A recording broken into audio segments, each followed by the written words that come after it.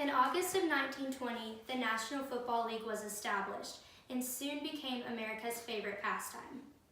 Throughout the years, the game of football has become faster and the hits have become harder. Dr. Kim Gordons from the University of Denver researched concussions and found that a human, in order to obtain concussions, has to be hit at least 95 Gs, which is the measurement of force versus gravity.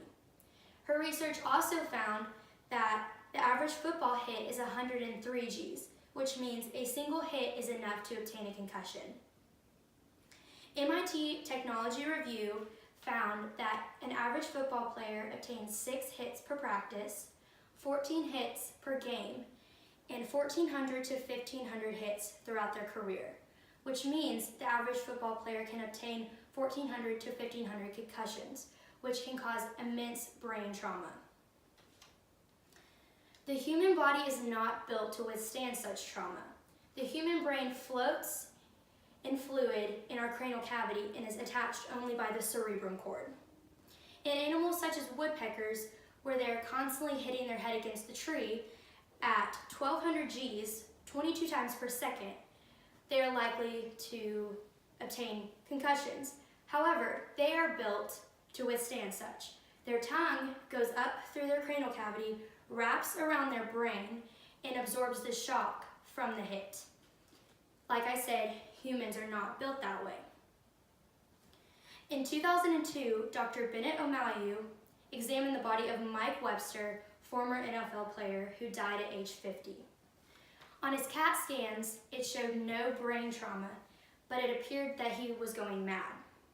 Upon observation, Dr. O'Malley found immense brain trauma to Mike Webster's brain, that of a brain of a 90-year-old experiencing Alzheimer's. Dr. O'Malley observed several other NFL players experiencing the same symptoms as Webster. He named this disease and his findings chronic traumatic encephalopathy.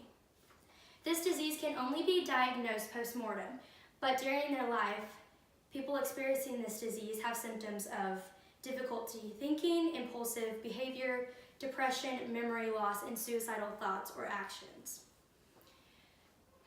This disease and this issue was presented to the National Football League, but it was hard for people to accept that their favorite game could be so dangerous.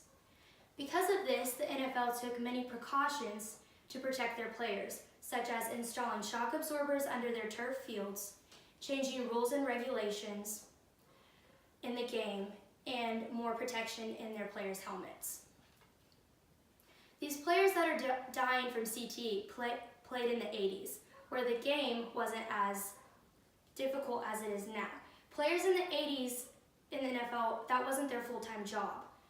However, nowadays, an NFL player is a full-time job where they are constantly working out and conditioning.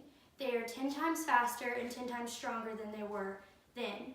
And so hits are harder and trauma is more extensive. Because of this, the NFL is constantly going to have to up their precautions in order to protect their players.